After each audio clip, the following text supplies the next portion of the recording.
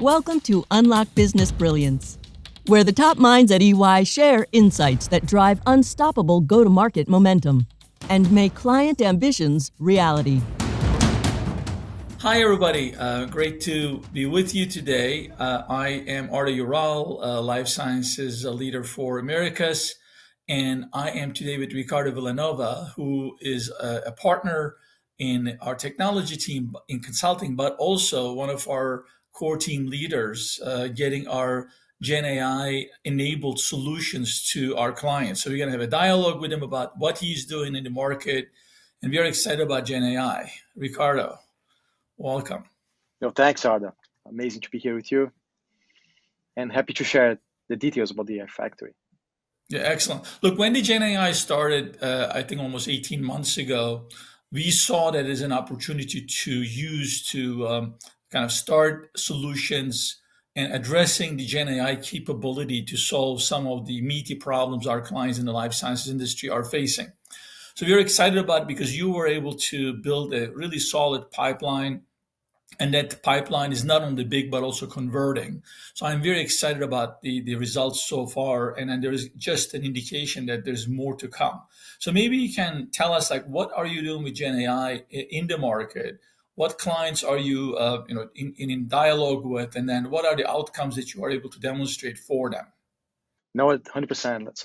Let's start with the actual technology. Technology is ready, as you mentioned. It's been 18 months, and the needs from clients, they are there. They have been there for maybe years now. So when the technology came, and the clients started to test the technology, they just figured, hey, this is really an accessible solution for us to drive fast the results that we're looking for.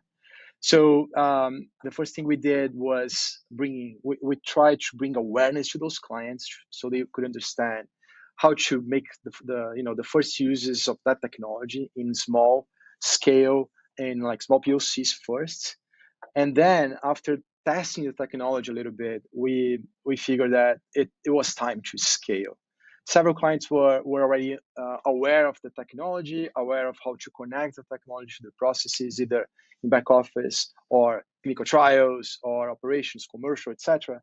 They understood how to connect the technology to their processes. But how to scale was another thing, because to scale, you have to have a lot of flexibility.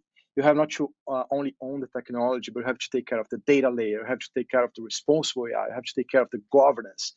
So almost the obvious answer was we have to create a factory.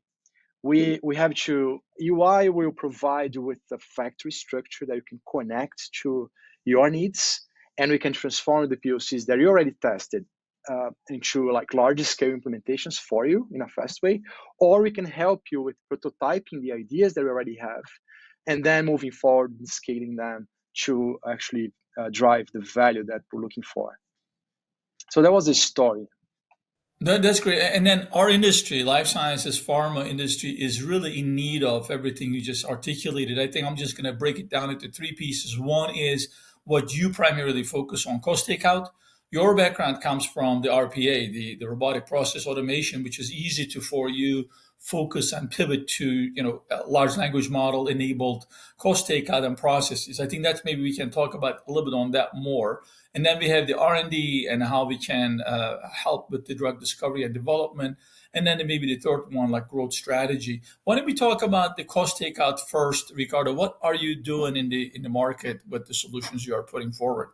Yeah, cost takeout, reducing OpEx and generating free cash flow has been everywhere in terms of our clients' agenda. And as you mentioned, I came from automation, intelligent automation, and AI, Gen AI. They bring automation to another level because it just gets faster and smarter to make the implementation. And when it comes to the cost takeout, we have three different flavors. The first one is when we apply that technology to back office operations, we can speed up entire processes. It can be in finance, like we can review the entire FP&A, for instance, or controllership. We can, if it's in procurement, we can review the way clients manage tail or expense. When it comes to HR, there's another lens.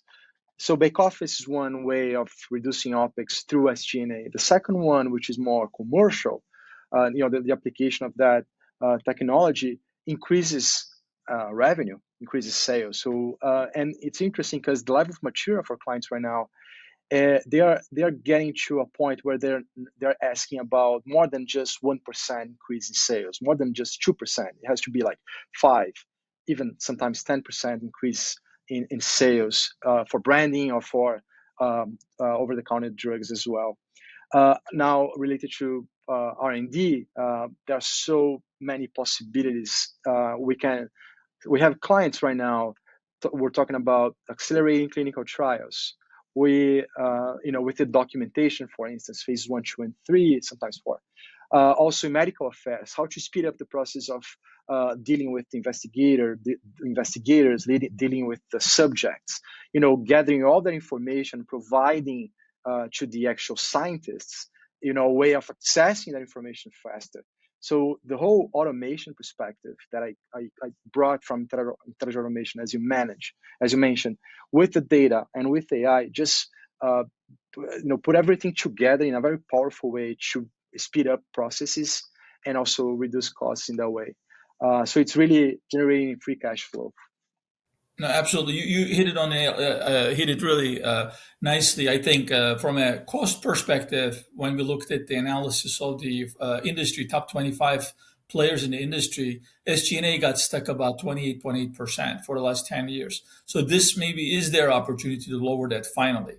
R&D is growing from 11.8% to 18+% over the last 20 years. So it's getting more and more expensive to come up with new drugs. So this can certainly accelerate that. And then every day, obviously, contributes to their discounted cash flow, the net present value model. So every day counts for our clients to innovate more efficiently. Maybe the final component is, while we are looking for the upside, the cost takeout, and new things that weren't possible before the LLMs became a reality at scale today, there's also some data governance and concerns about what you guys call the AI anxiety. So tell us a little bit more on the AI anxiety. You're also publishing on this topic, as our listeners probably hopefully see that soon.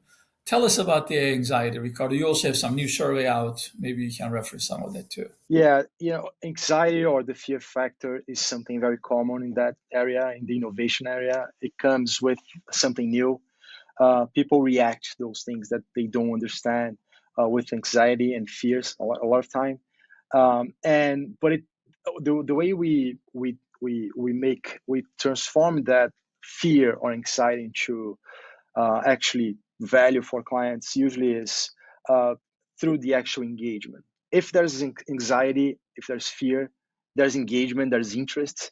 So if there's interest, we connect with our clients to explain how it works and how to elevate people in general to another level, and then equip them so they can generate more value, they can be more efficient in their processes. So once they gather that, once they get that, it's an important addition that if they don't add that to their processes and operations, everybody around them is going to add, and they're going to be behind. We help them to not only understand the technology, but also to connect to the realities, and then get comfortable with that new level of technology. That's the process of transforming the fear and anxiety into value. In summary, the anxiety is amazing because it generates a lot of interest, and that's the bridge, that's the trigger for us to move forward with our clients. I think you kind of said very nicely, because you can help our clients if they are concerned about using the LLMs and Gen AI, and we can help them if they want to use it on the upside. So either way, we will be able to advise them towards better outcomes for them. That's an exciting position to be in. And without the master data management and data governance, there won't be any training of the databases. Therefore, it just spawns new opportunities just beyond the LLM or Gen AI in general. So I hope our listeners are hearing and seeing the excitement in this very blossoming and fast-growing space. In fact, it just came to our attention. If you look at EYAI, when EYAI listed the sectors, life sciences, in fact, was ranked highest in terms of the life sciences pipeline and in the highest conversion. So we see a lot of upside overall. Thank you, Ricardo, for sharing your insights today.